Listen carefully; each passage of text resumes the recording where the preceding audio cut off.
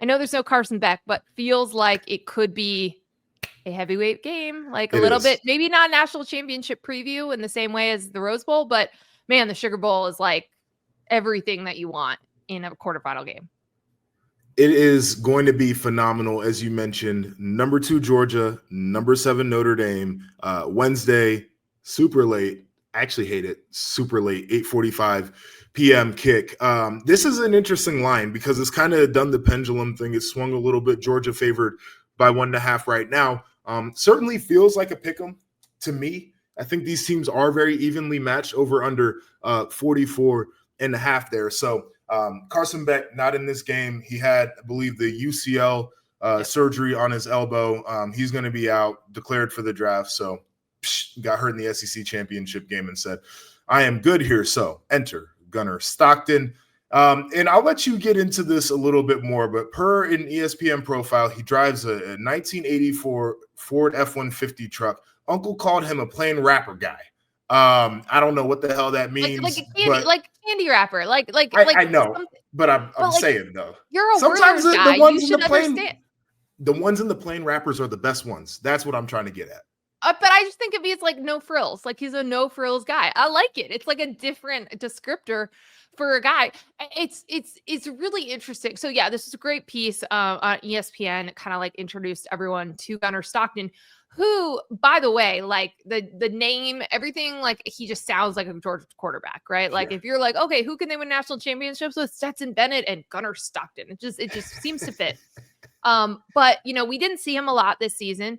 He redshirted in 2022, attempted 19 passes in 4 games last year, and then he was only in 3 games when he had to come into the game in the SEC championship game and led Georgia's comeback against Texas.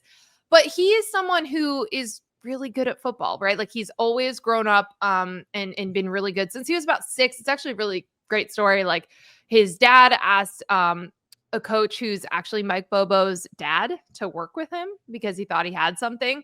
So there's a lot of different ties with the Georgia staff now and how it all worked. In high school, he broke Trevor Lawrence's state record for career touchdown passes and Deshaun Watson's state mark for career total yardage.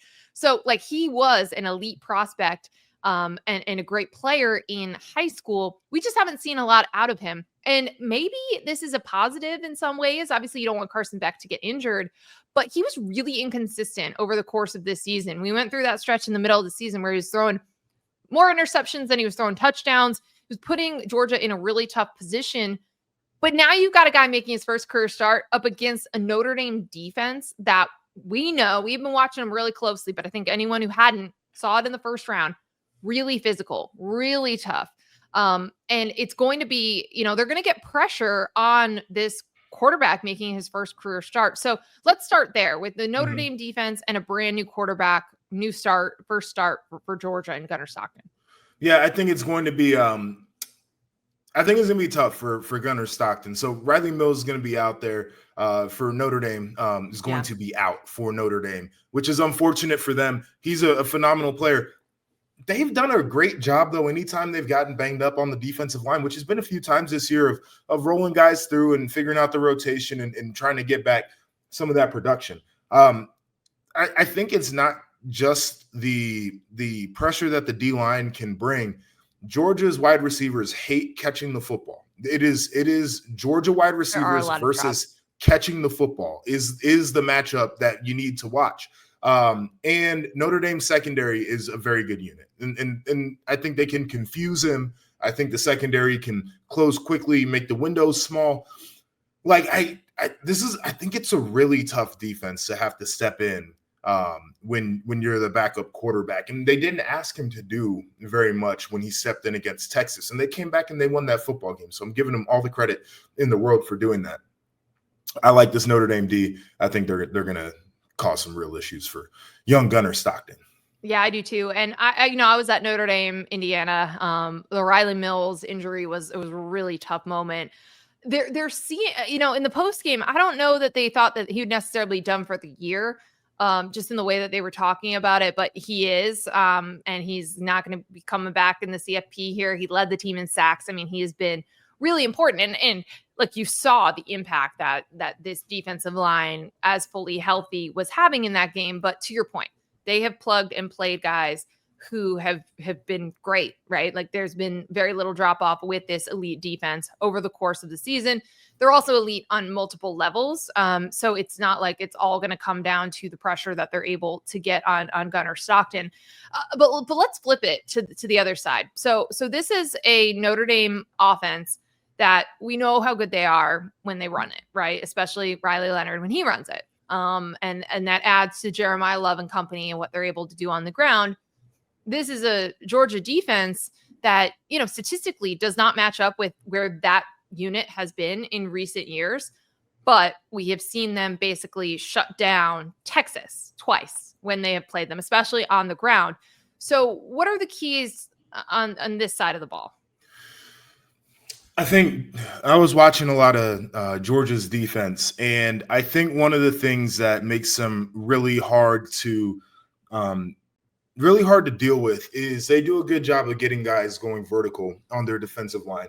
They know how to punch a hole into an offensive line to create different seams and get guys free.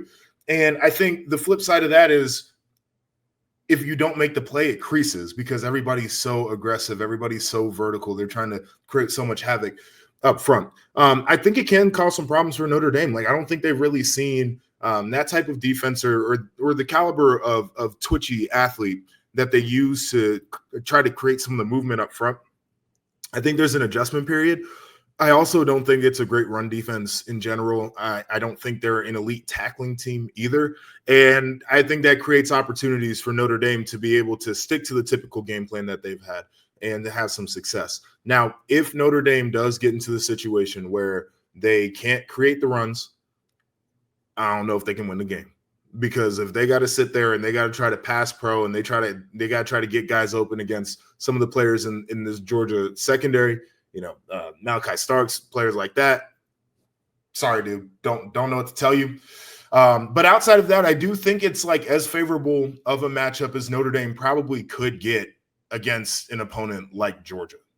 Yeah, and I think it's part of the reason that a lot of people picked them to get all the way to the national championship game, like I did. You did, right, as well? Yeah, I did. Or do you have? Yeah, because you already had Carson Beck's health in question, and then the idea of a quarterback making their first career start against this defense is part of it. But we still don't know exactly what would happen if Notre Dame goes down multiple scores early and it's all on Riley Leonard's arm. We say that every time they go into a big game because it's good to remind people, though. They have not had to do that at all. Right. Because they crushed people. They just completely crushed people. They get up on people early. They're turning the ball over. They're getting all the things that you want early in games. And we saw it against Indiana too, right? Like Indiana was driving. Xavier Watts picks off Curtis Rourke.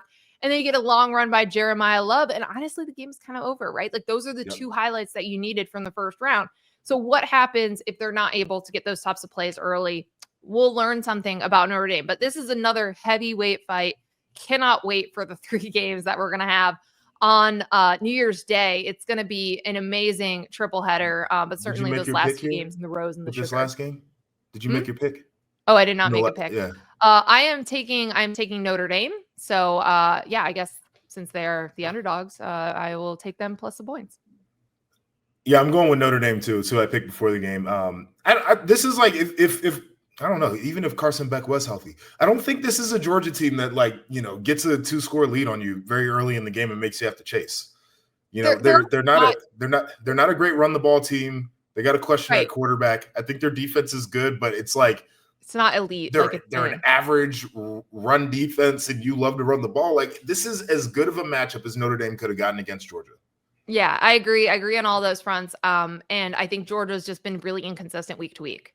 Mm-hmm. And part of that was Carson Beck, but that was just, they struggled against Kentucky when only one SEC team lost to Kentucky. Like there were just signs throughout the season. What SEC team lost to Kentucky? Oh, it was Ole Miss. What was their coach doing during the first round? He was tweeting incessantly during every game except Tennessee's game. How'd that go for him? They still have a bowl game to be playing as well.